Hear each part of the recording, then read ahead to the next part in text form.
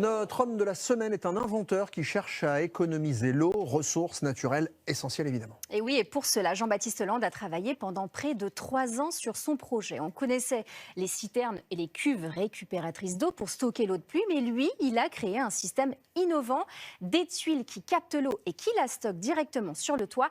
Alexandre Kerle l'a rencontré et il nous explique comment ça marche.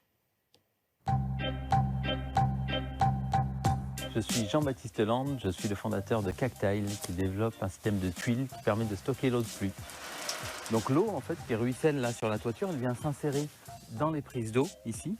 Et ces prises d'eau sont connectées à des réservoirs qui sont situés juste en dessous.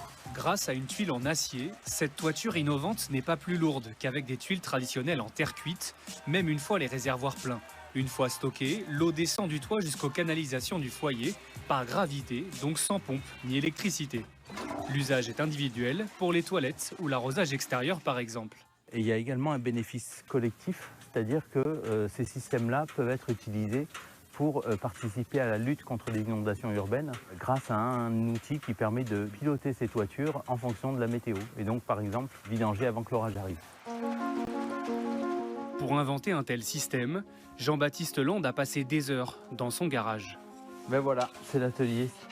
Il étudie d'abord la faisabilité en 2021 avec des tests miniatures imprimés en 3D. Les premiers essais, effectivement, on a 3 pièces avec un réceptacle, un réservoir et un système de couverture. Convaincu par le potentiel de son invention, Jean-Baptiste pose un congé sans solde en 2022 et met de côté son travail chez EDF. Il s'entoure d'ingénieurs et d'industriels français pour faire évoluer son prototype. Et le gagnant de cette catégorie est la société Cactile. Il décroche en 2023 le prix régional de l'innovation et de la transition écologique qui lui confère une dotation de 25 000 €. De quoi se lancer dans son premier chantier, grandeur nature.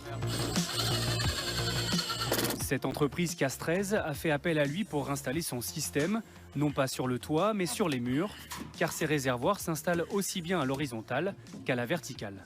Alors sur toute la façade, on aura 30 réservoirs.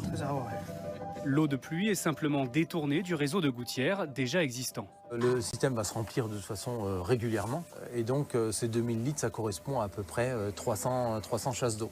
Un chantier à 75 000 €, financé à 50% par l'agence de l'eau et 10% par la région. Le projet fera l'objet d'analyses et d'un suivi régulier pour être ensuite développé plus largement dans les villes de demain.